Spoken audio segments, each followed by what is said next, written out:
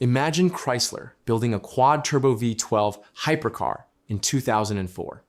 Not Ferrari, not Bugatti, Chrysler, which honestly sounds like something you'd read in a fake Reddit post at 3 a.m. But somehow this thing was real, and it was called the Chrysler ME Four-Twelve.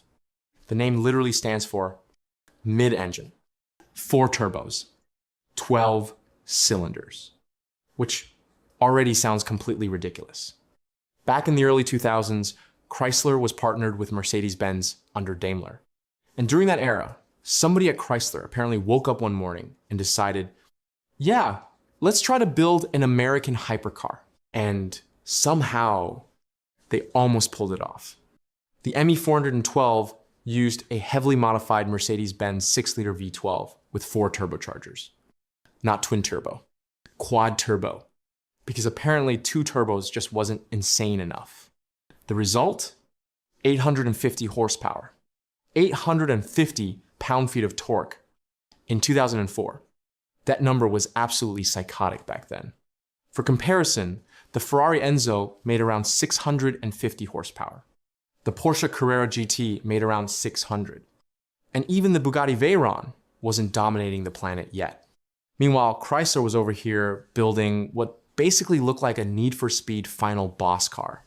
This thing was supposedly capable of going from 0 to 60 inches under 3 seconds with a top speed near 250 miles per hour.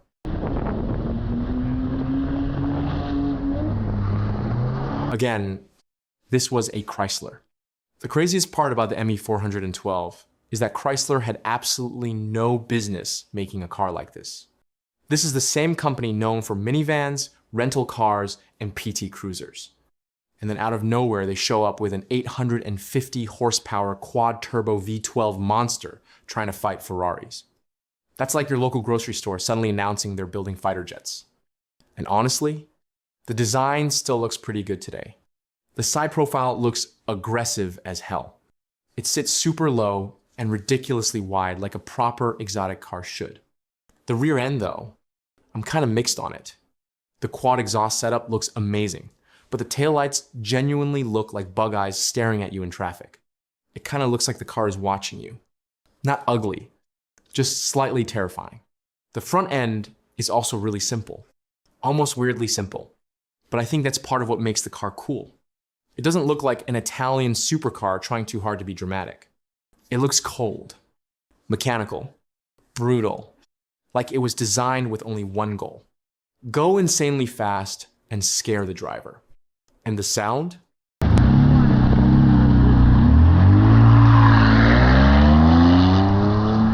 For a quad-turbo V12, it sounds surprisingly angry.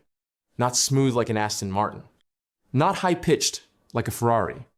It almost sounds aggressive and mechanical. Like the engine is fighting itself every time you touch the throttle. Inside, the car was pretty basic. But honestly, nobody buying an 850 horsepower Chrysler concept car cares about ambient lighting or heated seats.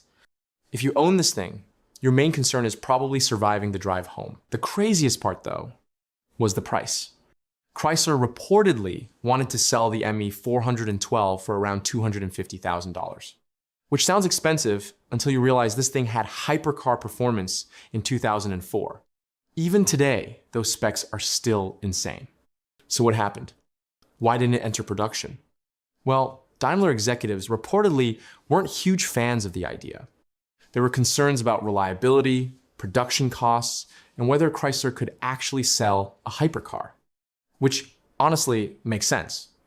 Because imagine bringing your quad-turbo Chrysler hypercar to the dealership while somebody next to you is getting an oil change on their Pacifica.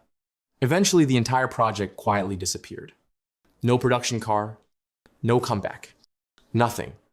And honestly, I kind of miss when car companies used to make weird stuff like this. Modern supercars are faster and more advanced, but they don't feel unhinged anymore. The ME412 feels like a group of engineers were left unsupervised for 6 months and somehow created a 250 mile per hour Chrysler. And somehow, nobody stopped them. Honestly, that's beautiful. Anyway, this was the Chrysler ME412. one of the craziest supercars Chrysler never built. And if you enjoy videos about forgotten cars, weird engineering, and random automotive insanity, subscribe, because there are a lot more cars like this to talk about.